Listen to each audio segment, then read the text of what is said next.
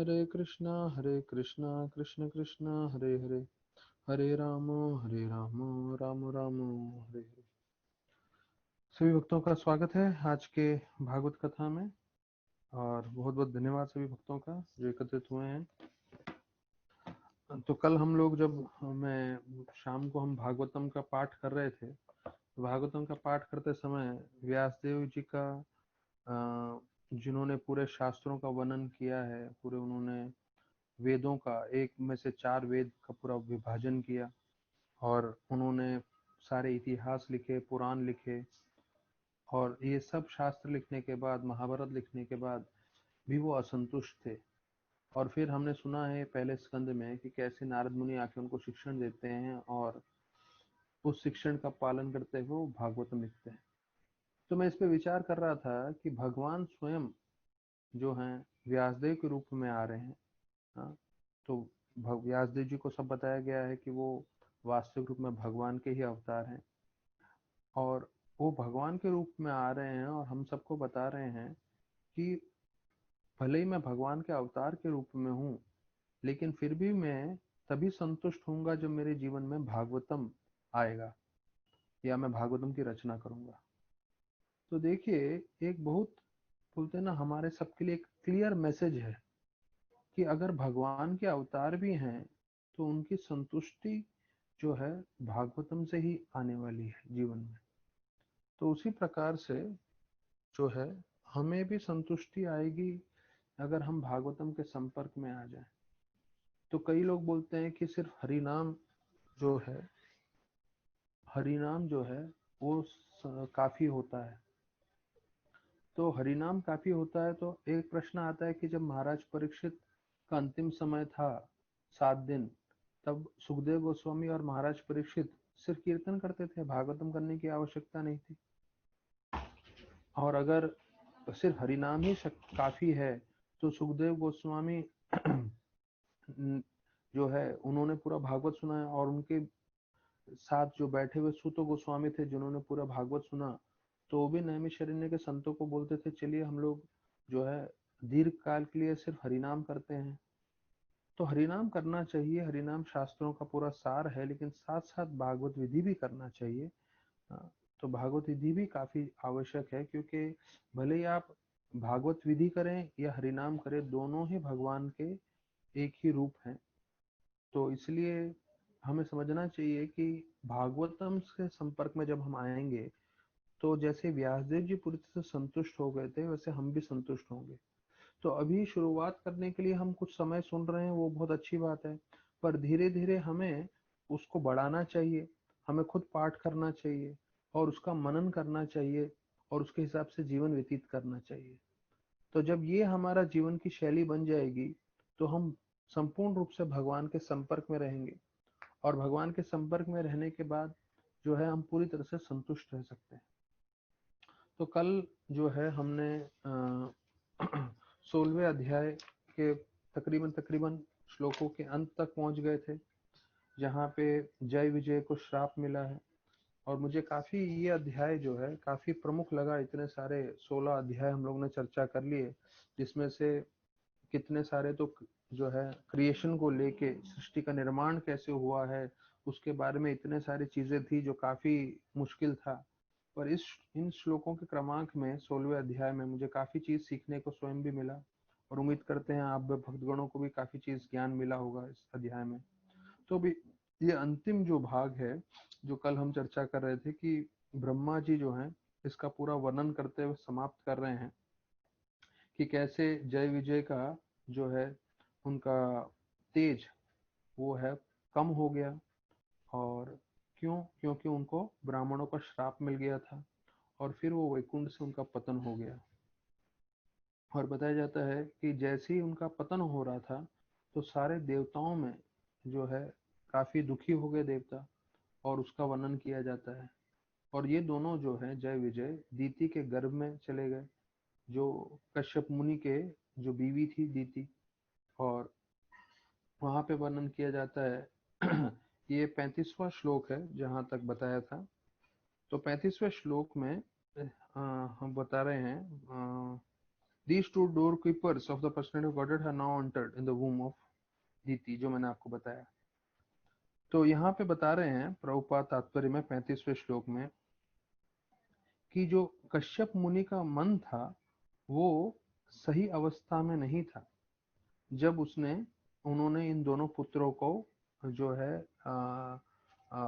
पुत्रों का उत्पत्ति होने वाली थी। तो यहाँ पे बता रहे हैं कि जो पिता है उसका मन बहुत अच्छा होना चाहिए जब वो बच्चों की उत्पत्ति कर रहा हो। तो बताया जाता है कि क्रोध वेश में भी थे वो, और उसके कारण हिरण्याक्ष और हिरण्यकशिपु पैदा हुए। तो यहाँ पे प्रभुपाद जी उसका बता रहे हैं कि जब माता पिता संपर्क में आए तो ऐसे संपर्क में आते समय उनका मन जो है पूरा वश में होना चाहिए, और विशेष रूप से आध्यात्मिक रूप से जो है उनका मन पूरी तरह से प्रेरित होना चाहिए।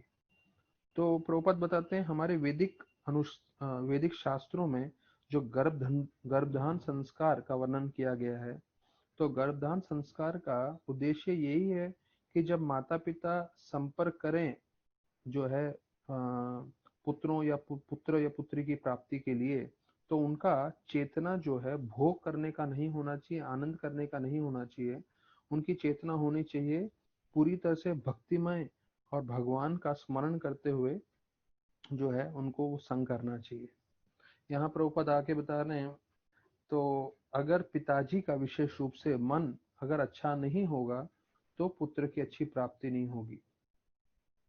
तो ये जो है प्रभुपाद अंतिम में 35वें श्लोक में बताते हैं कि ये बड़ा एक विज्ञान है कि कैसे अच्छे संतान की प्राप्ति हो सकती है, और उसको हमें ध्यान से समझना चाहिए और ध्यान से पढ़ना चाहिए। तो प्रभुपाद जी ने भी इसके ऊपर काफी चीजें बताई गई हैं। तो जो भी भक्त हैं जब ये गर्भधान संस्कार के बारे में जानना चाहते हैं तो अपने काउंसलर से कनेक्ट हो सकते हैं और उसकी पूरी जानकारी ले सकते हैं।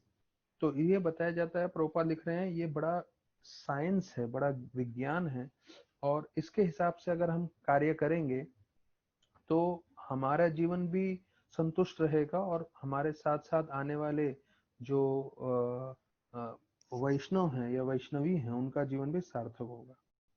फिर 36वें श्लोक में बताते हैं कि यहाँ भगवान स्वयं बोल रहे हैं कि मेरे पास इतनी शक्ति है जिससे मैं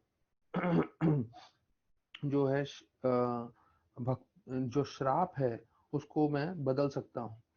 तो ये भगवान के पास पहले भी था, लेकिन भगवान बोल रहे थे नहीं, ये मैं सब भक्तों को शिक्षण देना चाहता था।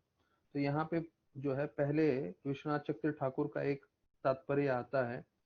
मतलब मैं तकरीबन तकरीबन 26वें श्लोक जो है 10 श्लोक पीछे जाके आपको सिर्फ ये तात्पर्य बता रहा हूँ कि भगवान ने ये सब लीला की, और इस लीला के साथ हम जैसे साधकों को सिखाना चाहते थे कि हमें कभी वैष्णव अपराध नहीं करना चाहिए।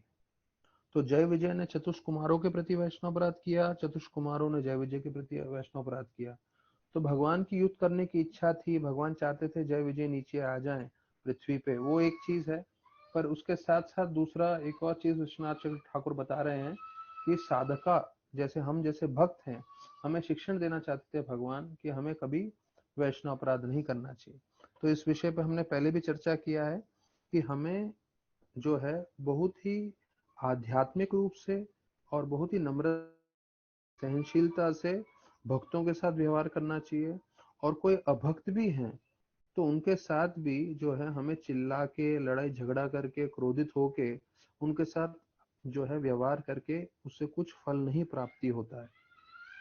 तो हमेशा हमें अपना बोलते हैं ना, we have to use our intelligence, हमें अपना बुद्धि लगा के जो है कैसी तरह से भी लोग हों, भक्तों के साथ तो कदाचित हम क्रोध वेश में नहीं आ सकते, ऊंची आवाज में बात नहीं कर सकते, तो ये तो पूरी तरह से विषेध है। लेकिन अभक्तों के साथ भी अगर हम आदान प्रदान कर रहे हैं तो हमें बहुत ध्यान पूर्वक करना चाहिए, जिससे हम किसी को भी हमें नाराज नहीं करना चाहिए। तो यहाँ पे ब्रह्मा जी बताते हैं कि मेरे वश में कुछ नहीं है 36वें श्लोक में, क्योंकि ये दोनों जो हैं भगवान ने उनको भेजा है, तो भगवान ही इनका अंत करेंगे और भगवान ही इन दोनों को संभालेंगे, मेरे वश में नहीं है, ऐसे करके ब्रह्मा जी बता रहे हैं। तो ये दोनों दोनों जो पुत्र हैं दीति के, दोनों बड़े शक्तिशाली असुर हैं, हिरण्याक्ष और हिरण्यकशिपु, जो जय विजय हैं आध्यात्मिक जगत से। और ये दोनों जो हैं भगवान के हाथों ही अंत होने वाले हैं, इसलिए इनको वश में करने के लिए मैं स्वयं भी कुछ नहीं कर सकता, ऐसे ब्रह्मा जी स्पष्ट कर सकते हैं।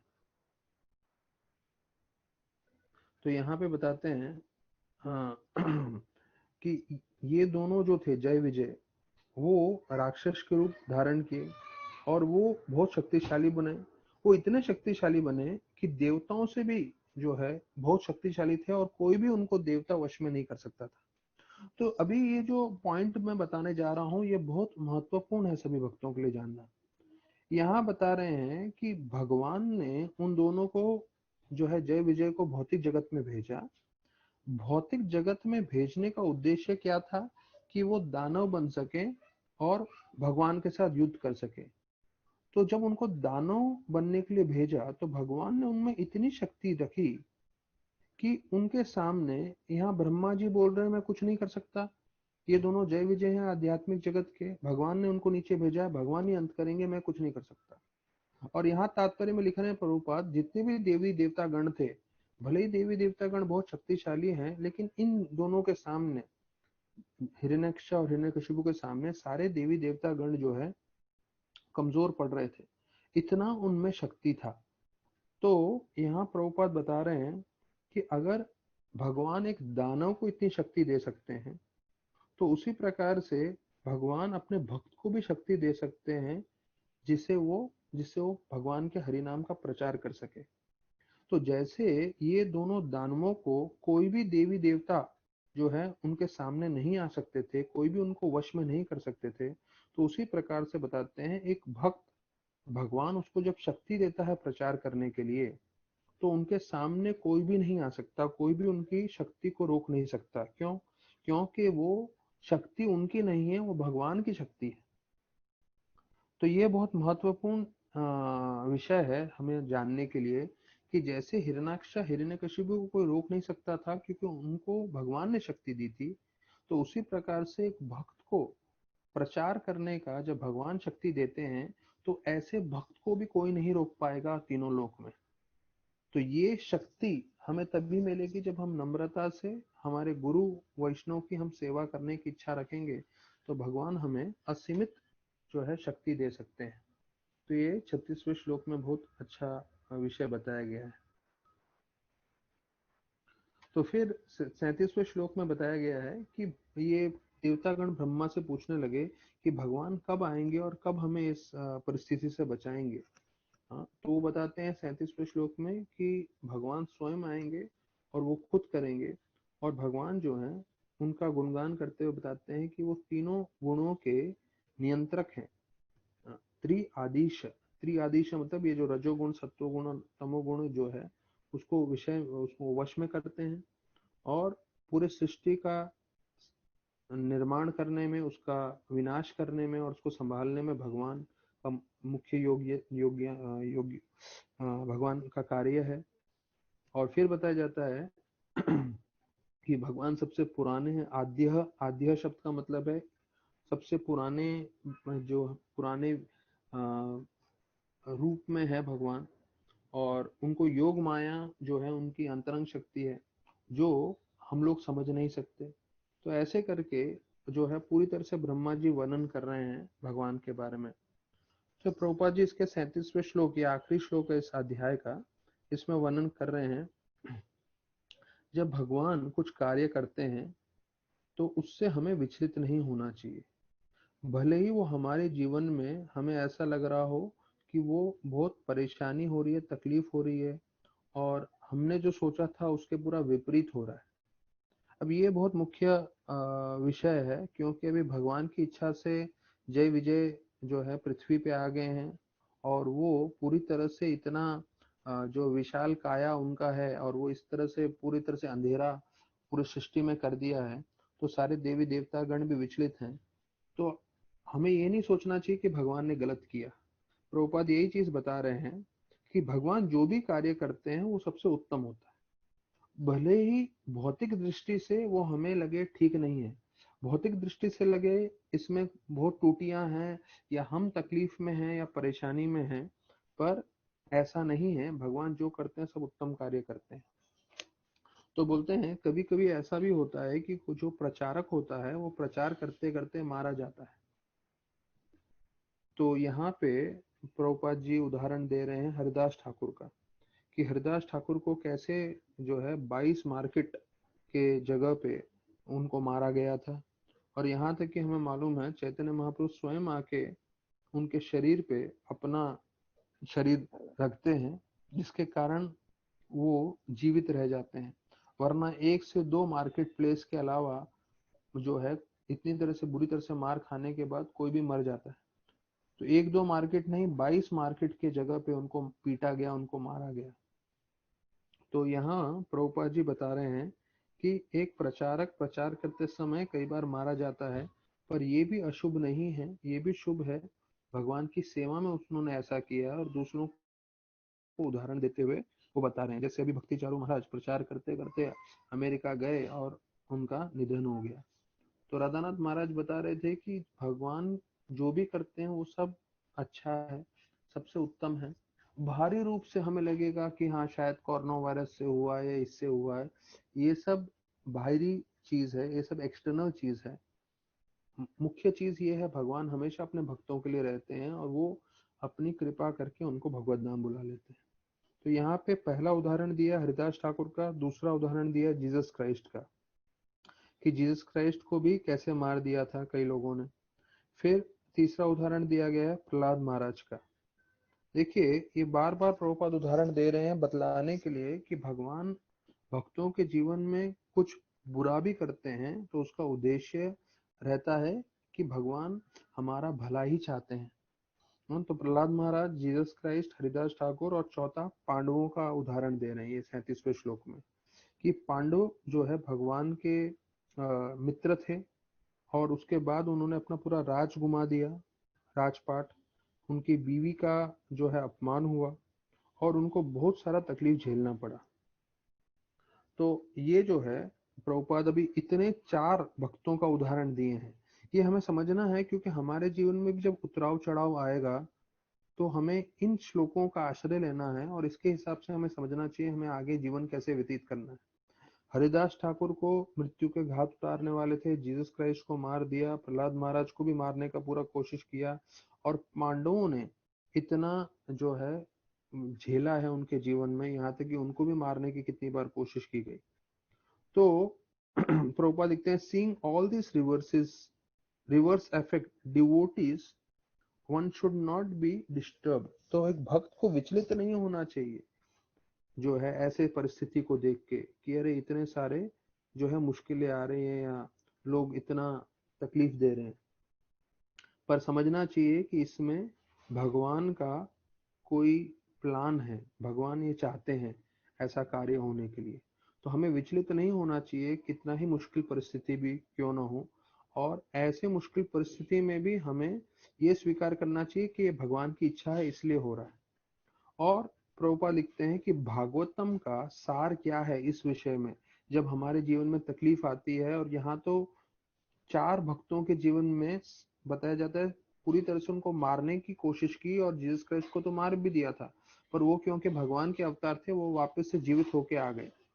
हरिदास ठाकुर, जीसस क्राइस्ट, प्रहलाद महाराज और पांडव, चारों के जीवन में देखिए पूरी तरह से उनको मारने की जो है उनके दुश्मनों ने ऐसा कार्य किया था। तो भागवतम का सार क्या है, प्रभुपाद बताते हैं ये भक्तों के लिए हमें समझना है कि इतना मुश्किल से मुश्किल परिस्थिति भी आ जाए तो भागवतम का सार क्या है। Devotee, the Bhagavatam conclusion is a devotee is never disturbed bye such reverses. तो एक भक्त जो होता है ऐसी परिस्थिति में कभी विचलित नहीं होता, वो ये सब परिस्थिति को ये मान लेता है कि ये भगवान का कृपा है। He accepts even the reverse condition as the grace of lord. ये सब 37वें श्लोक में है, सब 37वां श्लोक पढ़ सकते हैं, ये इंपॉर्टेंट आप मार्क कर सकते हैं। और फिर बोलते हैं कि हर परिस्थिति में वो भगवान की सेवा करता है, हाँ, तब जाके ऐसा भक्त जो है भगवत धाम जाने के लिए योग्य बनता है। तो ये बहुत महत्वपूर्ण है, हम सबको भगवत धाम जाना है। तो यहाँ पे 4 भक्तों को मारने का लिए पूरा प्रयत्न किया गया, लेकिन उसके बाद भी प्रभुपाद ये बोलते हैं कि भक्त को समझना चाहिए ये सब भगवान की कृपा है, और ये भगवान चाहते हैं इसलिए हो रहा है, मुझे विचलित नहीं होना है, और ऐसे परिस्थिति में मुझे सेवा करते रहना है। तो ऐसा भक्त जो है भगवत धाम जा सकता है। तो देखिए, भगवत धाम जाने के लिए प्रभुपाद जी यहाँ पूरा क्लियर फॉर्मूला बता रहे हैं कि चाहे जीवन में कुछ भी आ जाए, हमें भक्ति छोड़ना नहीं है। जीवन पर्यंत आखिरी समय तक हमें भगवान का नाम जप, भगवान की कथा, भगवान की सेवा करते रहनी है। अगर ये हम प्रामाणिकता से करते रहेंगे तो यहाँ पे बताया गया है कि वो अवश्य जो है भगवत धाम जाएंगे। और इस श्लोक के साथ जो है 16वां अध्याय समाप्त होता है। तो हाँ, अभी हम 17वें श्लोक में है, 17वें अध्याय में है। तो 17वां, 18वां, 19 ये जो है वराह और हिरण्यकशिपु दोनों के बीच में युद्ध और वो सब का वर्णन करता है। तो 17वें अध्याय में हिरण्याक्ष कैसे सभी दिशाओं में विजय प्राप्त करता है उसका वर्णन है।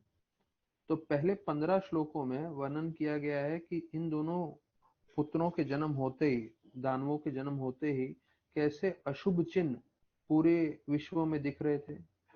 फिर 15 से 19 श्लोकों में वर्णन किया गया है कैसे दोनों भाई बड़े हुए। और 20 से 26 श्लोकों में वर्णन किया है हिरण्याक्ष जो है वो कैसे सभी दिशाओं में जाके विजय प्राप्त करता है। और अंतिम में 27 से 31 श्लोक में बताया गया है कि कैसे वरुण और हिरण्याक्ष में क्या चर्चा होता है। तो ये अभी हम 17वें श्लोक में प्रवेश करेंगे। तो 17वें श्लोक का अध्याय का नाम है victory of Hiranyaksha over all directions of the universe, कि हिरण्यक्ष कैसे सभी दिशाओं पे विजय प्राप्त करता है। तो हम पहले भाग में कैसे 15 श्लोकों में अशुभ चिन्ह दिखते हैं इन दोनों भाइयों के जन्म होने का। तो पहले श्लोक में बताया गया है कि कैसे सारे देवतागण सुनते हैं ब्रह्मा जी से ये अंधेरे का कारण क्या है, और वो समझने के बाद कि भाई ये जय विजय के कारण है और वो जो है भगवान उनको अंत करेंगे, तो ये सारे देवतागण वापस चले जाते हैं। तो यहाँ पे पहला प्रभुपाद जी बताते हैं, तो देवतागण पहले बहुत भयभीत थे, इसलिए वो ब्रह्मा जी के पास जाते हैं। तो इसमें दो मुद्दा है जो हमें समझना चाहिए। प्रभुपाद पहला बता रहे हैं कि अगर आप देवता भी हैं, अर्थात आप स्वर्गलोक में भी रह रहे हैं, तब भी आप भयभीत रहेंगे। तो भय एक ऐसी चीज है जो पृथ्वी पे सभी लोगों को है, और यहाँ तक कि आप देवता बन जाएंगे तब भी आपके मन में भय रहेगा। तो ये भय भौतिक जगत में सभी लोकों में है। तो अगर हमें भय से पूरी तरह से मुक्त होना है तो उसका एकमात्र उपाय है कि जब हम भगवान का भक्ति करेंगे तब। प्रभुपाद कुंभ मेला में थे 1970 के अंदर का, उसमें उस समय का जो बात है, तो महाकुंभ था वो, जो 144 साल में 144 ईयर्स में एक बार आता है।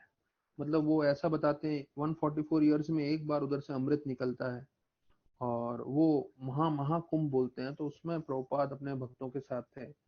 तो प्रभुपाद जो है, उधर ठंडी बहुत होती है कुंभ में। तो प्रभुपाद जो है अपने भक्तों को बोले कि आप जाके मेरे लिए एक बाल्टी पानी ले आओ जो है संगम में से। तो बोले क्योंकि मैं नहीं जा सकता, काफी ठंडी है, हमारा प्रभुपाद का उम्र भी काफी ज्यादा था उस समय। और प्रभुपाद ने उस बाल्टी से स्नान कर लिया। तो सब भक्त आके फिर प्रभुपाद को पूछने लगे, प्रभुपाद आपने त्रिवेणी संगम में गंगा जमुना सरस्वती ये जो है प्रयाग का, और यहाँ पे तो विशेष रूप से अमृत निकलता है, आपने स्नान किया वो भी महाकुंभ में जो 144 साल में है, तो कोई बदलाव लग रहा है क्या प्रभुपाद आपको? तो प्रभुपाद बोले कि ये तो मैंने इसलिए मंगाया कि मुझे डायरेक्ट उस पानी से स्नान करना था, लेकिन वास्तविक रूप में वही पानी यहाँ जो है हम लोग मठ में ठहरे हैं सामने, तो उस नल में भी गंगा जमुना का ही पानी आ रहा है।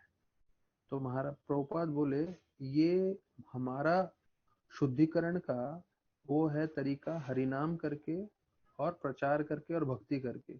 जो भक्त लोग नहीं है उनके लिए ये शुद्धिकरण के लिए है कि हमें कुंभ में जाना है, गंगा में जाना है, वहां स्नान करना है, प्रयाग में स्नान करना है।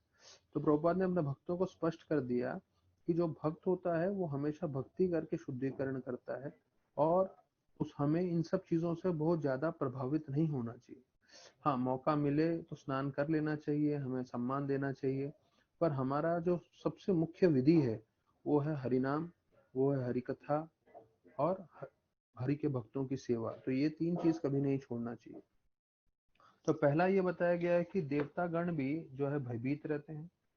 और दूसरा, देखिए, हम लोग जो यहाँ पे मंदिर में कर रहे हैं, जिसे बोलते हैं हम काउंसलिंग सिस्टम, या जो काउंसलर है, तो काउंसलर का सिस्टम का मतलब क्या है कि अगर किसी भक्त को कोई प्रश्न है या भक्त को अपने जीवन को लेके कुछ मुसीबत आ रही है, तो वो मार्गदर्शन के लिए काउंसलर के पास जाता है। और काउंसलर उनके लिए डिसीजन नहीं लेते हैं, काउंसलर उनको सिर्फ मार्गदर्शन करते हैं, फिर डिसीजन वो भक्त को ही लेना है। पर वो भक्त जो है, कम से कम उसको ये ज्ञान हो जाता है कि हाँ, मुझे इस परिस्थिति में क्या करना चाहिए, जिन्होंने बहुत साल से भक्ति की है वो मुझे मार्गदर्शन करना है। तो ये जो काउंसलर सिस्टम है, काउंसलिंग करना, अभी आप देखें कि देवता गण जो है उनको भी काउंसलिंग लगता है। जब वो तकलीफ में आते हैं तो वो भी ब्रह्मा जी के पास जा रहे हैं।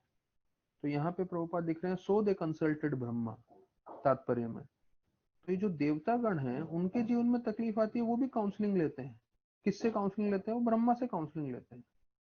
तो ये जो काउंसलर सिस्टम है, काउंसलिंग सिस्टम है, वो इतना प्रामाणिक है कि सबसे सर्वोत्तम देवता गण भी इसका आश्रय लेते हैं। तो हमें समझना चाहिए ये चीज कि हमें भी अपने जीवन में जो है काउंसलिंग लेना चाहिए, भक्तों का मार्गदर्शन के हिसाब से हमारा जीवन व्यतीत करना चाहिए। तो प्रभुपाद लिखते हैं आगे खाना, सोना, अ, अपनी रक्षा करना और अ, मैथुन करना, ये चार चीजें जो है वो पृथ्वी पे भी है और जो है ऊंचे लोकों में भी है। तो भय जो है देवताओं में भी पूरा तरह से देखा गया है, इस श्लोक में वर्णन आता है। तो प्रभुपाद फिर बताते हैं कि देवताओं में और आम मनुष्य में क्या फर्क है। जब मुश्किल आती है तो देवता गण जो है भगवान की ओर जो है जाते हैं, भगवान की भक्ति करते हैं। लेकिन जो आम जीव है, जब मुसीबत का समय आता है तो भगवान को भूल जाता है। तो और यहाँ तक कि भगवान को नकारता है। ये प्रभुपाद जी पहले श्लोक के तात्पर्य में बता रहे हैं। तो आम जीव और भक्त में क्या लक्षण है, या आम जीव या देवता में क्या लक्षण है? जब हमारे जीवन में मुश्किल परिस्थिति आती है तो ऐसी परिस्थिति में हमें और तीव्रता से जो है भगवान को याद करना है, भगवान की भक्ति करनी है। People would approach only approach the authority, then every adverse condition in this universe could be rectified. देखिए, प्रभुपाद स्पष्ट बता रहे हैं कि अगर आप एक प्रामाणिक गुरु, शिक्षा गुरु के पास जाते हो तो आपके जीवन में कोई भी परिस्थिति हो वो बदल सकती है। यहाँ प्रभुपाद जी स्पष्टीकरण कर रहे हैं। फिर बोल रहे हैं उदाहरण के रूप में अर्जुन विचलित थे और उन्होंने काउंसलिंग किससे लिया? कृष्ण भगवान से स्वयं।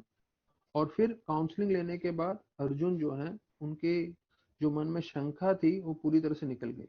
नष्ट मोह स्मृति लब्धा तव प्रसादा मयुच्यता सितो अस्मि अति संदेह करिष्ये वचनम तवा। तो अर्जुन बता रहे हैं इस श्लोक में कि मेरे मन में जो भी संदेह था वो पूरा निकल गया है। तो अर्जुन ने भी काउंसलिंग लिया साक्षात कृष्ण भगवान से। देवता काउंसलिंग रहा है ब्रह्मा से। तो हमें भी हमारे जीवन में काउंसलिंग लेना है और आगे बढ़ना है। फिर बताया जाता है कि हम भी विचलित हो सकते हैं भौतिक चीजों के कारण, लेकिन ऐसे में हम प्रामाणिक जो हमारे शिक्षा गुरु हैं उनको हम बताते हैं तो हम अपने जो मुसीबत है उससे निकल सकते हैं। And after hearing from him they were satisfied and return home peacefully. तो प्रभुपाद इस श्लोक का तात्पर्य का अंत कर रहे हैं ये बतलाते हुए कि किस तरह से वो देवतागण सब संतुष्ट हो गए, उनके मन से भय निकल गया और संतुष्टि से वो वापस चले गए। क्यों? क्योंकि उनको मार्गदर्शन करने के लिए स्वयं ब्रह्मा थे। तो हमें भी मार्गदर्शन करने के लिए हमारे शिक्षा गुरु हैं, जिन जो हमें पूरी तरह से हमें आध्यात्मिक भक्ति में आगे बढ़ाएंगे। तो हमें उनका आश्रय लेना चाहिए। तो दूसरे श्लोक में बताते हैं दीति को मालूम था कि मेरे जो पुत्र हैं वो देवताओं को बहुत परेशान करने वाले हैं, तकलीफ देने वाले हैं। तो उन्होंने अपने पुत्रों को अपने गर्भ में 100 साल तक रोक के रखा। और जैसे ही वो उनका जन्म हुआ, तब बताया जाता है चारों दिशाओं में जो है पूरी तरह से धरती कांप रही थी। यहाँ तक कि स्वर्ग में और जो है बाकी जगह में भी जो है अलग अलग चीजें होने लगी। तो अभी वो पूरा वर्णन किया गया है जो है 15 श्लोक तक, कि क्या कैसे पूरे और सब जगह अशुभ चिन्ह आने लगे थे। तो पूरे ये चौथा श्लोक में वर्णन है कि पहाड़ पूरी तरह से हिलने लग गए थे, अग्नि सब जगह से निकल रही थी, और जो तारे हैं वो टूट के गिर रहे थे, और अशुभ जो कितने सारे प्लैनेट्स हैं, हाँ, नक्षत्र, वो सब दिख रहे थे। तो ये सब चौथे श्लोक में वर्णन किया गया है। तो प्रभुपाद तात्पर्य में बताते हैं कि जब भी ऐसा वातावरण में होने लगे तो हमें समझना चाहिए कि कोई दानव पैदा हुआ है। तो प्रभुपाद बोलते हैं अभी इस परिस्थिति में कलयुग में बहुत सारे दानव पैदा हुए हैं, इसलिए बहुत सारे ये सब जो है तकलीफें भी ज्यादा बढ़ती जा रही हैं। फिर 5वें श्लोक में बताया गया है कि बहुत जोर जोर से हवा बह रही थी, और सब जगह धूल उड़ रहा था, और आंधी तूफान ऐसे आ रही थी, और बताया जाता है कि बड़े बड़े पेड़ को भी उखड़ के सब गिर रहे थे। फिर आगे बताते हैं कि बहुत सारे बादल एकत्रित हो गए थे, और पूरा आसमान उसे छुप गया था, चारों ओर अंधेरा हो गया था। फिर प्रभुपाद 5वें श्लोक के तात्पर्य में बता रहे हैं कि जब बड़ा तूफान आता है, या बहुत ज्यादा गर्मी होता है, या बहुत ज्यादा बर्फ गिरता है, हाँ, और जिससे पेड़ वेड़ गिर जाते हैं, तो इसका मतलब है कि दानव लोग जो हैं वो काफी बढ़ते जा रहे हैं पृथ्वी पे। और दूसरा प्रभुपाद बताते हैं 5वें श्लोक में, जहाँ सूरज की रोशनी नहीं है वहां पे हमेशा बादल हैं, या पूरा बर्फ है, या पूरा ठंडा है वो जगह, तो हमें ये समझना चाहिए कि ऐसे जगह पे दानवी लोग रहते हैं जो हर तरह का पाप कार्य करते हैं। देखिए, जहाँ पे दानव रहते हैं और जहाँ पे दानवी कार्य होते हैं, राक्षसी कार्य होते हैं, वहाँ के लक्षण क्या दिए हैं? वहाँ सूरज की रोशनी कम से कम होती है, वहाँ पे बर्फ गिरता है, और वहाँ पे विशेष रूप से ज्यादा ठंडी होती है। ये पूरा जो है विदेश के देशों का वर्णन किया गया है। तो इसलिए भारत को पुण्य भूमि बताया गया है। भारत के अलावा, भारत और जो हमारे आसपास के जो इस साइड के कंट्रीज हैं वो सब के अलावा, अमेरिका, पूरा लंदन, पूरा जर्मनी, पूरा रशिया, उन सब जगह पे ऐसा जगह हालत है। वहाँ सूरज की रोशनी नहीं है पूरी तरह से, और वहाँ पे बर्फ गिरते रहते हैं, और बहुत ज्यादा ठंडी है वहाँ पे। तो यहाँ पे ऐसे लोगों का जन्म होता है जो राक्षसी प्रवृत्ति के हैं, और वो कार्य भी वैसे ही करते हैं जो है राक्षस लोग जैसे करते हैं। तो आप देख रहे हैं विदेश में लोग सबसे ज्यादा से ज्यादा जो है मांसाहार करते हैं, शराब पीते हैं, वगैरह वगैरह। तो ये उसके ऊपर संकेत दे रहा है। फिर आगे बताते हैं कि जो समुद्र है वहां पे जो है वहां पे जोर जोर से ध्वनि आ रही थी। ऐसा प्रतीत हो रहा था कि समुद्र भी आवाज कर रहे हैं, और जितनी भी नदियां थी उसमें जितने भी कमल थे वो पूरे मुरझा गए थे। फिर अभी जो है 8वें श्लोक में वर्णन किया जाता है कि सूर्य और चंद्र को भी मानो ग्रहण लग गया हो, और बादल भी गरज रहे थे, और मानो पहाड़ों के गुफाओं में से ऐसा आवाज आ रहा था जैसे कोई रथ जोर जोर से भाग रहा हो, वैसे ध्वनि आने लगे। फिर बताया जाता है जो लोमड़ी है उसके मुखों में से आग निकल रही थी, और सब जगह उनके रोने की आवाज और उल्लू की रोने की आवाज जो है सब चारों दिशाओं में आने लगी। फिर कुत्ते जो हैं वो बताया जाता है वो रोने लगे, हाँ। और फिर गधे, वो जो है झुंड में यहाँ वहां भाग रहे थे पूरे पृथ्वी पे, और भागते हुए वो बहुत जोर ऊंची ध्वनि में जो है चिंका रहे थे। तो प्रोपा लिखते हैं कि 11वें श्लोक के तात्पर्य में कि जो गधे होते हैं उनको भी अपना जो है संगों में, अपने संग में उनको बहुत अपना सम्मान लगता है। एसिस also feel very respectable as a race. मतलब अगर आप गधे से पूछेंगे तो गधों को लगेगा हम भी बहुत, हमारा भी बहुत सम्मान है, हम भी बहुत माननीय है। और वो जब इधर उधर भागते हैं तो इसका मतलब प्रभुपाद लिखते हैं कि एक बुरा कुछ होने वाला है मानव समाज में। तो ये 11वें श्लोक के तात्पर्य में बताते हैं। तो सब लोग जो हैं बहुत डर गए एक गधों के चीख चिल्लाने से, या जो भी ये आवाज करते हैं उससे। और जो पंछी थे वो भी अपने घोंसले छोड़ के भाग यहाँ वहां उड़ रहे थे। और जो गैया है वो जो है पूरी तरह से मलमूत्र जो है छोड़ रही थी। फिर 13वें श्लोक में वर्णन किया गया है कि कैसे गैया डर के मारे दूध की जगह खून दे रही थी अपने जो है अडर, जो है जहाँ से वो दूध देती है वहां दूध की जगह खून दे रही थी। और बताया जाता है कि जो बादल हैं, बादल में से पानी की जगह जो अशुद्ध चीजें गिरने लगी। और भगवान के जो विग्रह थे मंदिरों में उसमें से आंसू आने लग गए। और कई कई जगह पे जो है बिना हवा के, बिना तूफान के पेड़ गिर रहे थे। फिर बताया जाता है कई नक्षत्र होते हैं, जैसे प्रभुपाद यहाँ लिख रहे हैं मार्स और सैटर्न, तो ये जो है शुभ नहीं माने जाते। और शुभ जो माने जाते हैं वो मर्क्यूरी, जुपिटर और विनस। और वो आपस में जो है मानो ऐसा लग रहा था युद्ध कर रहे हैं, लड़ाई कर रहे हैं। तो ये सब जो है 15वें श्लोक में आता है। ये सब देखते हुए चतुष कुमार को छोड़ के सब लोग भयभीत हो रहे थे। चतुष कुमार क्यों भयभीत नहीं हो रहे थे? क्योंकि उनको मालूम है कि जय विजय आ गए हैं, जो हमने उनको श्राप दिया था उसके कारण। तो प्रभुपाद जी 15वें श्लोक के तात्पर्य में भी बता रहे हैं कि भगवद गीता के 7वें अध्याय में जो है प्रकृति के नियमों का वर्णन किया गया है। और वो इतना कठोर है कि कोई भी उनसे छूट नहीं सकता। तो ये जो प्रकृति का कर्मों का जंजाल है वो बहुत ही मजबूत है। शायद हमें समझ नहीं आता होगा, पर हम सब जो है पूरी तरह से अपने कर्मों से बंधे हुए हैं। हाँ, यहाँ पे प्रभुपाद एक चीज आगे वाले लाइन में बताते हैं, मैं वापस से पीछे जाऊंगा, पर एक चीज बताते हैं, only those who are fully surrendered to Krishna and Krishna consciousness can be saved. तो ये बता रहे हैं कि जो कृष्ण भक्ति पूरी तरह से कर रहे हैं वो बच सकते हैं, बाकी कोई नहीं बच सकता। तो ये जो कर्मों का जंजाल है वो बहुत ही भयंकर है।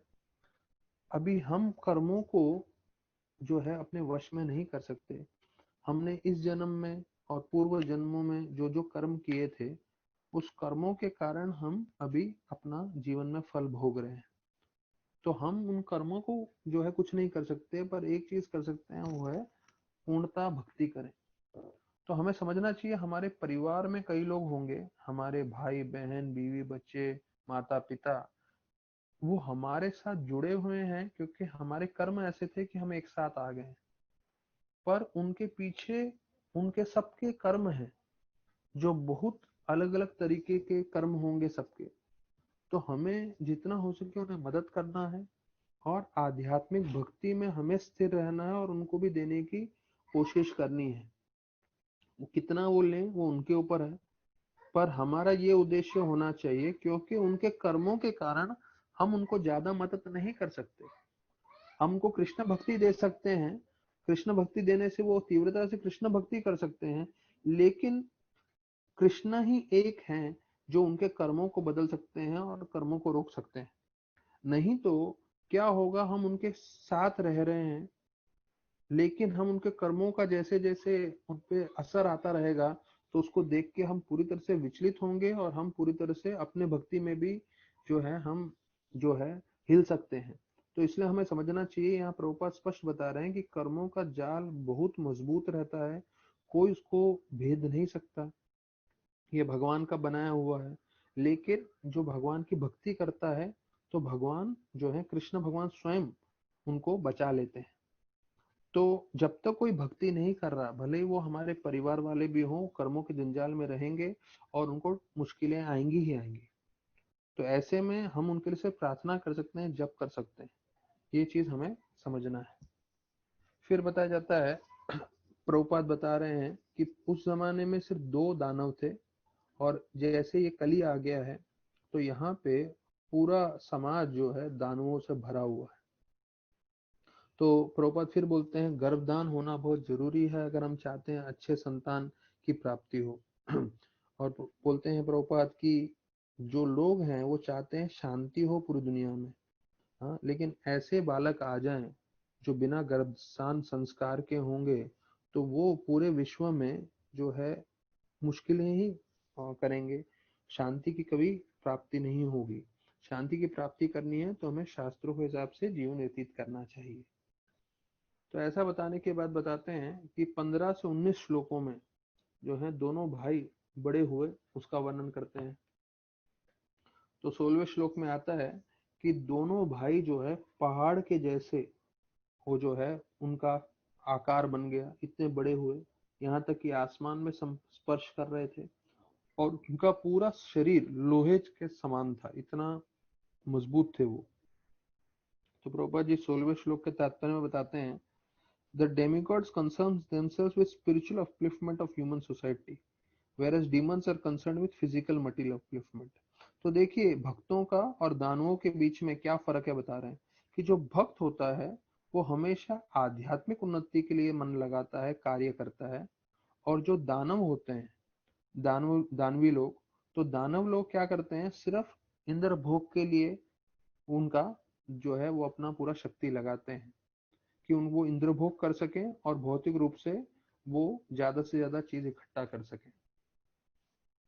फिर 17 श्लोक में बताया गया है कि उनके जो मुकुट थे वो आसमान पे स्पर्श कर रहे थे, पूरा धरती हिल रहा था, और यहाँ तक कि उनकी उनके प्रकाश इतना था जो सूर्य से भी ज्यादा उनका प्रकाश आ रहा था। तो इतना उनका शक्ति था उनमें।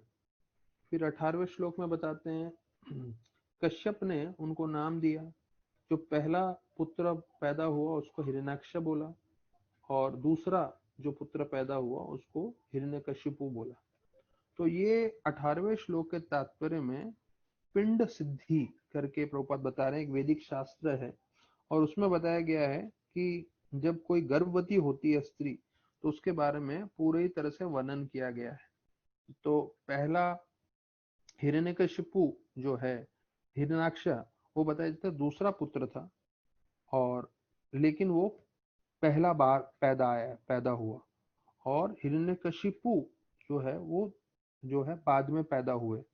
तो ऐसे करके वो कैसा विधि है उसमें बताया गया है कि जो पहला अंदर जाता है माँ के गर्भ में वो बाद में पैदा होता है, और जो दूसरा जाता है वो पहले पैदा होता है। तो ऐसे करके इसमें जो लोग को पढ़ना है विस्तार रूप में 18वां श्लोक पढ़ सकते हैं। इसमें पूरा विस्तार पूर्वक बताया कि जुड़वा बच्चों में बड़ा कौन सा है, छोटा कौन सा है। तो अंदर जाता है पहले पिताजी के द्वारा माँ के गर्भ में, वो बाद में पैदा होता है। पहले वो पैदा होता है जो सेकंड अंदर जाता है। तो ऐसे करके उसमें वर्णन किया गया है।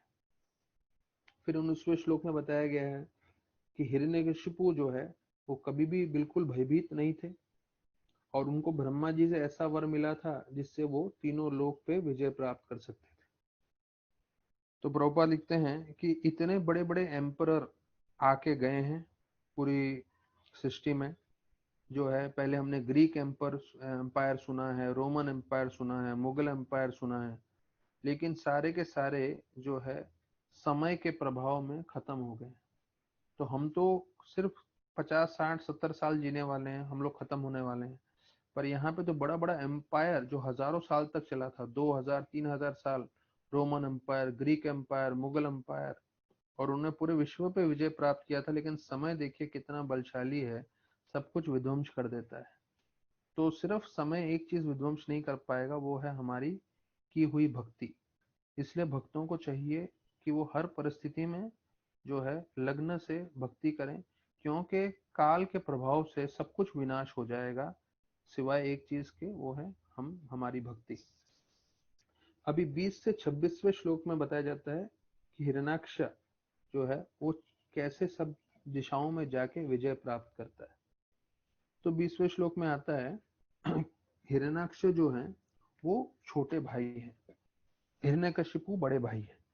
ये प्रभुपाद जी लिखते हैं 20वें श्लोक में। तो उन्होंने अपनी गदा ली और गदा लेके वो पूरे पृथ्वी पे भ्रमण करने लगे युद्ध करने के लिए और अपने बड़े भाई को प्रसन्न करने के लिए। तो प्रभुपाद जी 20वें श्लोक के तात्पर्य में बता रहे हैं कि ये जो दानवी प्रभाव के लोग होते हैं वो सारे परिवार वालों को ऐसा ज्ञान देते हैं जिससे वो इंद्र भोग कर सकें। और जो भक्त होते हैं उनका एक ही उद्देश्य होता है कि वो भगवान के सेवा कर सके। तो स्पष्ट दो जो तरह के अंतर बताए गए हैं अभक्त और भक्त के बारे में। भक्त भगवान की सेवा करेंगे, अभक्त हमेशा इंद्र भोग करेंगे। तो इसमें तीसरा कैटेगरी कोई नहीं है। तो जैसे मैंने बताया दो ही तरह के लोग होते हैं, डिवोटी और नॉन डिवोटी। तो डिवोटी बोले तो जो भक्त हैं, और नॉन डिवोटी बोले तो प्रभुपाद बताते हैं सारे के सारे असुर हैं। तो फिर 21 और 22वें श्लोक में वर्णन किया गया है कि वो जो है पूरी तरह से क्रोधित थे और उन्होंने जो है सोने के कंगन सब पहने हुए थे और बड़ा सा फूलों का माला था और एक बहुत भारी गदा लेके वो घूम रहे थे। तो उनको ऐसा वर मिला था ब्रह्मा जी से। तो सारे के सारे देवता जो हैं उनसे डर के मारे यहाँ वहां भागने लग गए। तो यहाँ बताते हैं जिस तरह से गरुड़ को देख के सांप यहाँ वहां भाग जाते हैं, तो देवता जो है सिर्फ हिरण्याक्ष को देख के यहाँ वहां डर के मारे भाग गए। फिर आगे बताते हैं तो सारे देवताओं को भागते हुए देख के उनकी शक्ति से हिरण्याक्ष जो है बहुत जोर से चीखने लगे, चिल्लाने लगे। और स्वर्ग से आने के बाद वो जो है जोर से समुद्र में जो है छलांग लगाई उन्होंने। तो जब समुद्र में छलांग लगाई आवाज करते हुए, तो समुद्र में जितने जीव थे वो भी विचलित हो गए। हाँ, और वो भाग के वरुण जी के पास गए। वरुण जी कौन है? वो देवता हैं जो है समुद्र के। तो सारे के सारे जीव भयभीत होकर उनके पास गए। तो यहाँ पे 26वें श्लोक में वर्णन आता है कि वो अंदर समुद्र में जाके जो है अपने गदा से जो है पूरी तरह से अंदर समुद्र में हलचल मनाने लगे। और फिर वो विभावरी जो वरुण जी का सबसे राजधानी है वहां पहुंच गए। तो वरुण जी जैसे हमने बताया समुद्र के देवता हैं और विभावरी उनका प्रमुख स्थान है जहां से वो राज्य करते हैं। और 27 से 31 श्लोक इन जो श्लोकों में वर्णन किया गया है कि कैसे वरुण और हिरण्याक्ष में जो है बातचीत हुई। तो यहाँ बताते हैं हिरण्याक्ष देखिए कितना दानवी प्रभाव का राक्षस है। वो पूरी तरह से वरुण जी के चरणों में गिर गया एकदम दंडवत प्रणाम करते हुए, और क्या बोलने लगा कि हे प्रभु, आप मुझे मेरे साथ युद्ध करिए, आप मुझसे युद्ध करिए।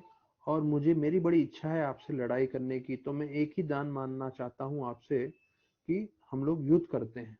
और आपने तो राजसूय यज्ञ भी किया था और उस समय आपने देवताओं को और दानवों को, सारे दानवों को सबको आपने पराजित किया था। तो मेरे साथ एक बार आप युद्ध करिए।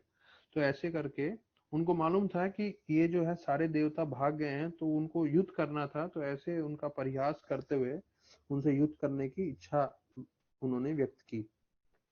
तो वरुण देव ने अपना क्रोध वश में करते हुए जो है उन्होंने एक उनको उत्तर दिया कि हम तो जो है अभी बूढ़े हो चुके हैं, अभी हम युद्ध नहीं करते।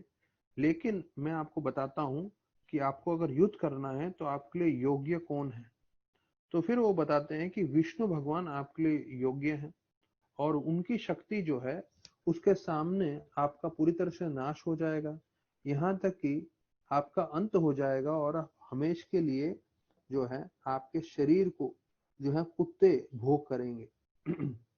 और वही विष्णु भगवान ने वराह का रूप लिया है और उनका ये रूप धारण करने का एकमात्र उद्देश्य है आप जैसे दानवों को अंत करना। तो ऐसा बोलते हुए ये जो है अध्याय 17वां समाप्त होता है और अभी हम 18वें अध्याय में प्रवेश करते हैं।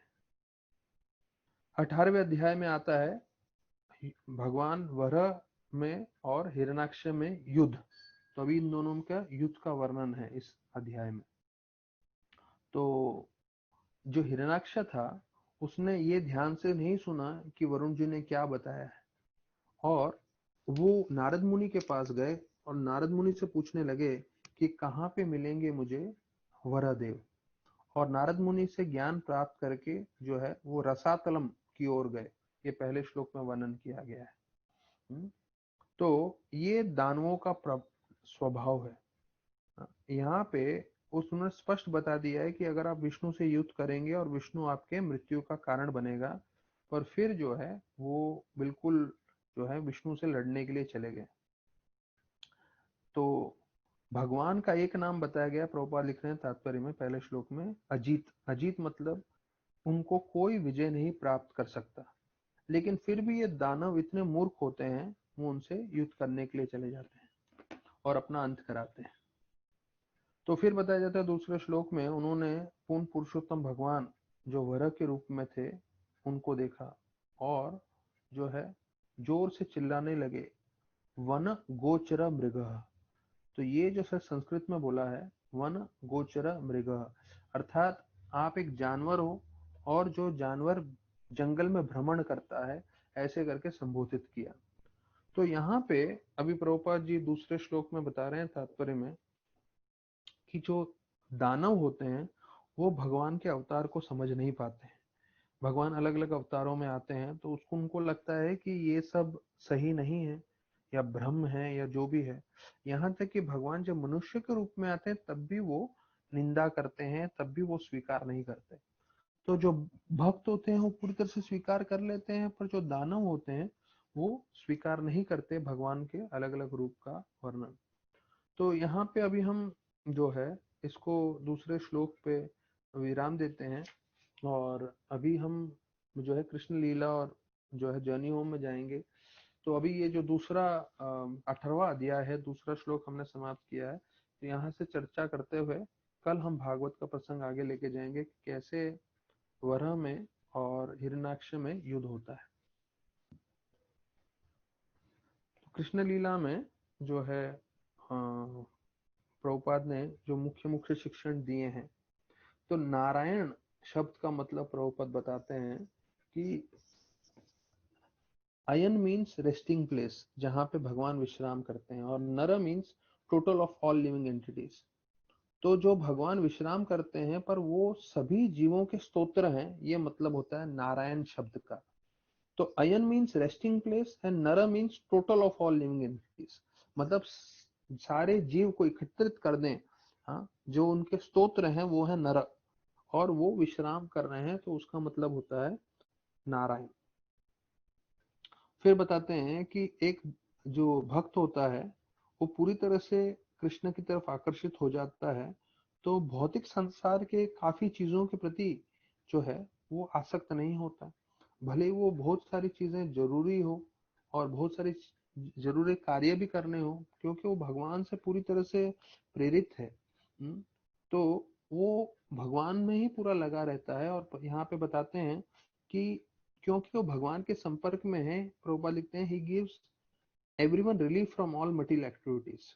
अर्थात कृष्ण भक्ति इतनी शक्तिशाली है कि आप कृष्ण के संपर्क में आ जाओगे तो भौतिक रूप से जो भी आपके वातावरण में चल रहा है उससे आप विचलित नहीं होगे, क्योंकि आप कृष्ण के संपर्क में रहोगे और आप जो है भौतिक प्रॉब्लम से, जो परेशानी है, उससे आपको मुक्ति मिल जाएगी। तो वो भी हम पे है, हम कितने ध्यान पूर्वक कृष्ण भगवान के संपर्क में आना चाहते हैं या आ रहे हैं, भले वो हरि नाम के द्वारा, भले वो हरि कथा के द्वारा। तो जितना हम भगवान के संपर्क में रहेंगे तो हम अपने वातावरण से ज्यादा विचलित नहीं होंगे। फिर बोलते हैं कि एक भक्त की परीक्षा क्या है।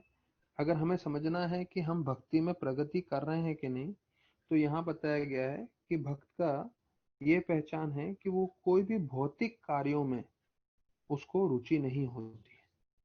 तो अगर हम भौतिक चीजों में हमारी रुचि कम से कम होती जा रही है, तो हमें समझना चाहिए कि हम आध्यात्मिक रूप में तरक्की कर रहे हैं। अगर आज भी हमारा मन में और हम अलग अलग कार्य कर रहे हैं भौतिक रूप से, तो हमें समझ जाना चाहिए कि हमें भक्ति में और बहुत मेहनत करना है। तो अगर हमारी पूरी आसक्ति हट गई है भौतिक चीजों से, तो हम भक्ति में संपूर्ण रूप से प्रगति कर रहे हैं।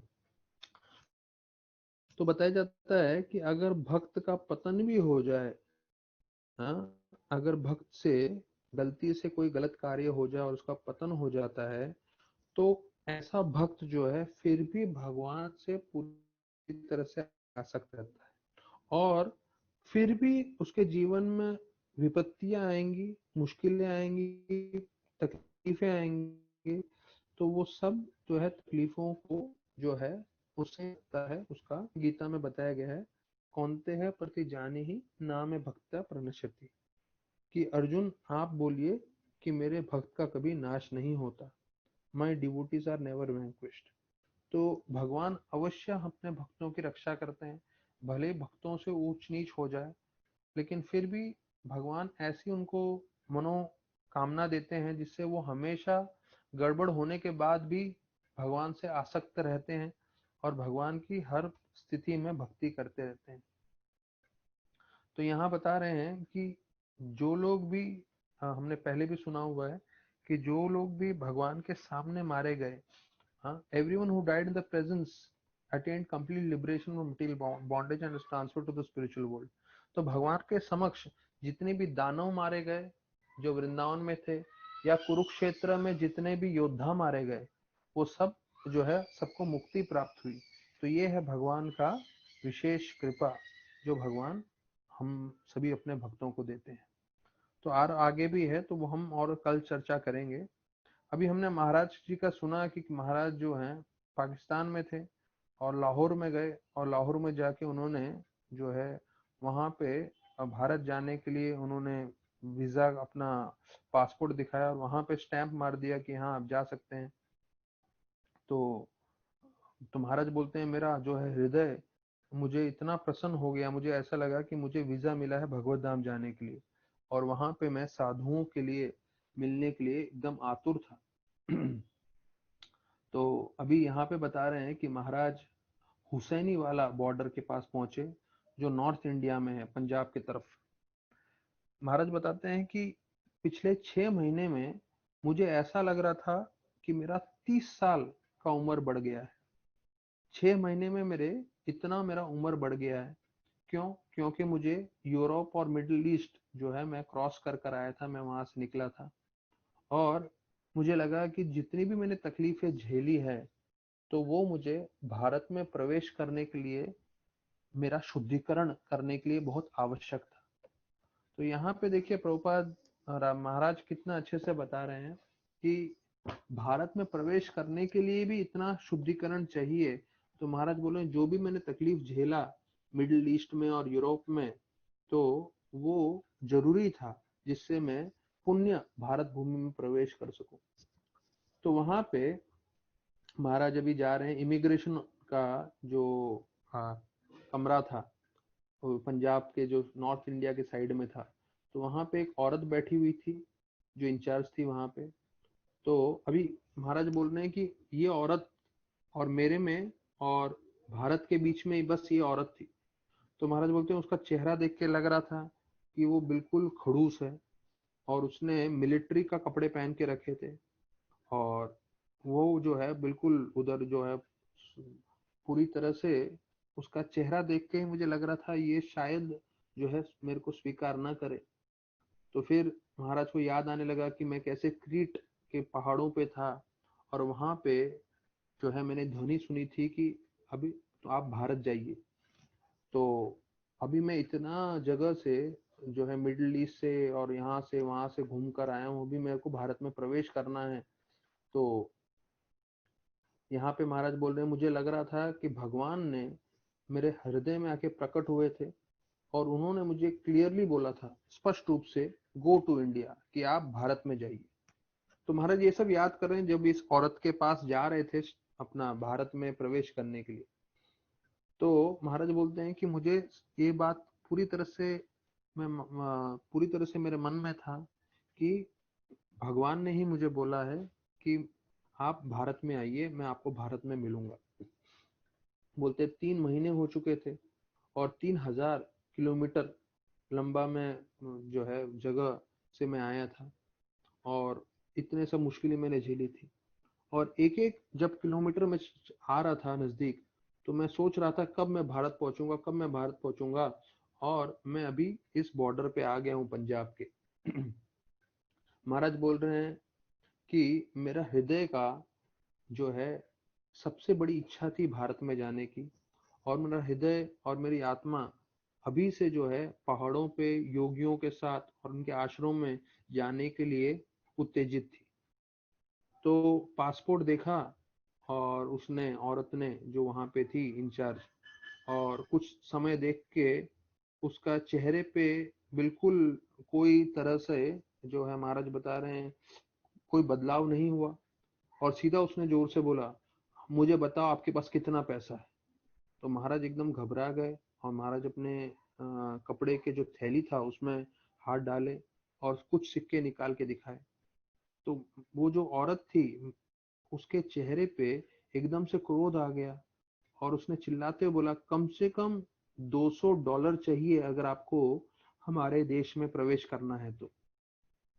अगर आपके पास पैसा नहीं है तो उसने जोर से जो है मेरा पासपोर्ट बंद किया और टेबल पे पटका, और बोला तुम प्रवेश नहीं कर सकते, जाओ वापस अपने देश में चले जाओ। तो उसके जो शब्द हैं महाराज बोलते हैं तीर के समान मेरे हृदय में घुस गए। और महाराज उससे प्रार्थना करने लगे, बोले मैं इतने सारे महीनों से इतने सारे देशों से घूम घूम कर आ रहा हूँ, मैंने अपनी जीवन जोखिम में डाली है आपके देश में आने के लिए, आपका देश देखने के लिए। मेरी बड़ी इच्छा है आपके देश में जाके आपका धर्म जानने का, और आपके जो जितने साधु हैं उनसे मिलने के लिए।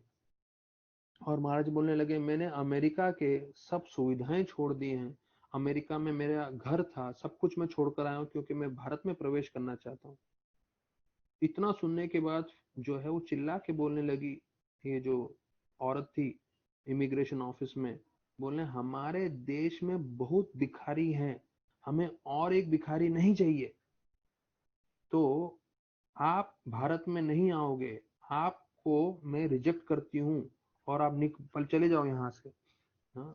तो ऐसा करके जब वो जोर से बोलती है और बोलती है ये मेरा फाइनल डिसीजन है, तो जब उसने ऐसा बोल दिया तो जो भी उसके आर्मी वाले थे उसके आजू बाजू में, उन्होंने पिस्तौल दिखा दिया और मुझे जाने के लिए बताया।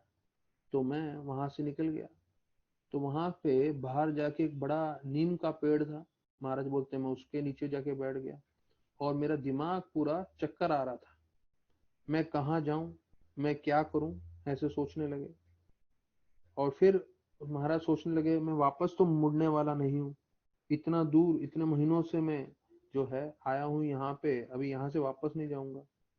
तो फिर सोचने लगे अगर इसने मुझे भारत में प्रवेश नहीं दिया तो मैं यहीं पे मिट्टी में बैठा रहूंगा। महाराज सोचने लगे कि मैंने कभी सपने में भी नहीं सोचा था कि भारत में मुझे प्रवेश रोक दिया जाएगा, कि भारत में मुझे एंट्री नहीं मिलेगा। महाराज ऐसा बोल रहे हैं। फिर महाराज बोलते हैं मुझे ये भी नहीं मालूम था कि कुछ समय बाद जो है इंडिया, उस समय जो है इंडिया और पाकिस्तान में 1970 की बात है, तो इंडिया और पाकिस्तान में जो है पूरी तरह से युद्ध होने के चांसेस थे, और इंडिया और पाकिस्तान का पूरा पार्टीशन हुआ था। तो महाराज को ये सब इतिहास मालूम नहीं था ज्यादा, 19 साल के महाराज लड़के थे। और फिर बताया जाता है 71 में, एक साल बाद दिसंबर में एक बहुत भयानक युद्ध छिड़ा था इसी बॉर्डर पे जहां महाराज खड़े हैं। महाराज बोले ये सब चीजों के बारे में मुझे कुछ भी ध्यान नहीं था। ये मतलब सबसे विश्व में सबसे जो है खतरनाक बॉर्डर था, क्योंकि यहाँ पे इतना बड़ा युद्ध होने वाला है। फिर बोलते हुसैनी वाला में दोनों तरफ जो है आर्मी थे, एक तरफ पाकिस्तान के, एक तरफ हिंदुस्तान के, एक तरफ एक दूसरे को देखते हुए बंदूकें सब पकड़ के खड़े थे। तो महाराज सोचने लगे कि क्या ये औरत मेरे से रिश्वत चाहती है, या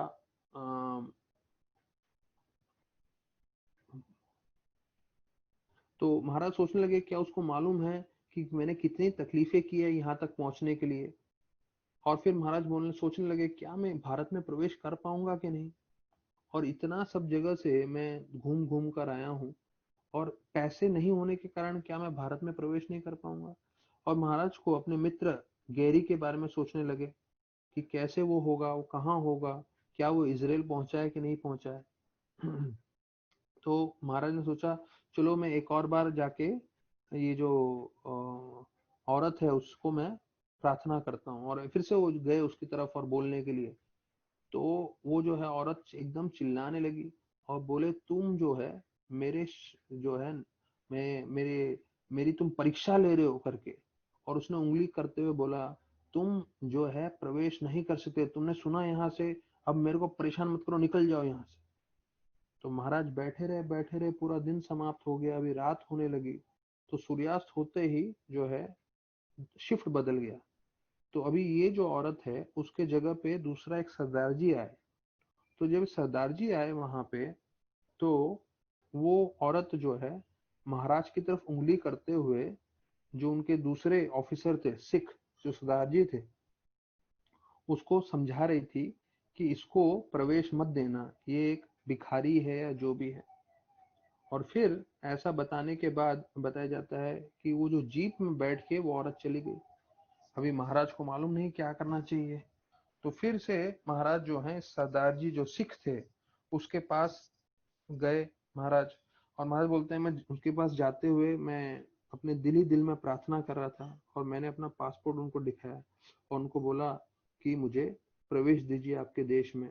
तो वो भी चिल्ला के बोलने लगा अरे मुझे स्ट्रिक्ट ऑर्डर दिया गया है कि आपको प्रवेश नहीं देना है, अगर आपके पास पैसा है तो दिखाइए, नहीं तो आप वापस चले जाइए। तो जब उसने भी ऐसा बोला सरदार जी ने, तो महाराज की आंखों से आंसू निकल आए। और वो महाराज को बताने लगे कि मेरी जीवन में क्या इच्छा है, मैं आध्यात्मिक जो है खोज में आया हूँ, और मैंने अमेरिका के सारे ऐशो आराम छोड़ दिए हैं क्योंकि मैं भारत के सबसे बहुमूल्य चीज प्राप्त करना चाहता हूँ। मैंने अपना जीवन खतरे में डाला है, और सब जगह से लंदन से और कहाँ कहाँ से मैं घूमते घूमते आया हूँ भगवान की खोज में। और ये वाला जो स्टेटमेंट महाराज जिस सरदार जी को बोलते हैं, सिख को बोलते हैं, वो बहुत महत्वपूर्ण है। महाराज बोलते हैं मैं आपको प्रॉमिस करता हूँ, मैं वचन देता हूँ कि मैं आपके भारत के लोगों के लिए अवश्य कुछ अच्छा करूंगा। I promise to do something good for the people in India. I will help your people, please give me a chance, कि मुझे आप प्रवेश दीजिए। मैं आपको वचन देता हूं कि मैं आपके भारत के लोगों के लिए अवश्य कुछ अच्छा करूंगा। तो ये जो है महाराज का जो वचन था, देखिए उस समय जो वो दे रहे हैं, और उसके कारण आज देखिए लाखों की संख्या में हम लोग को मदद हो रहा है, लाखों की संख्या में लोगों को प्रसाद मिल रहा है, लाखों की संख्या में लोग भगवान के साथ जुड़ रहे हैं। तो जब उन्होंने ऐसे बोला रोते रोते, तो महाराज बोलते हैं कि जो ये सरदार जी था उसके आंखों में भी आंसू आ गए, और उन्होंने बोला तुम अपना पासपोर्ट दो। तो जैसे जैसे अंधेरा हो रहा था, उन्होंने क्या किया, उन्होंने मेरे आंखों में देखा और बोला कि व्यक्ति को कभी कभी अपना हृदय को सुनना चाहिए, हृदय की बात, मैं तुम्हारे शब्दों में विश्वास करता हूँ। और तुरंत उसने अपना वो जो स्टैंप लिया और मार दिया उस महाराज के पासपोर्ट पे।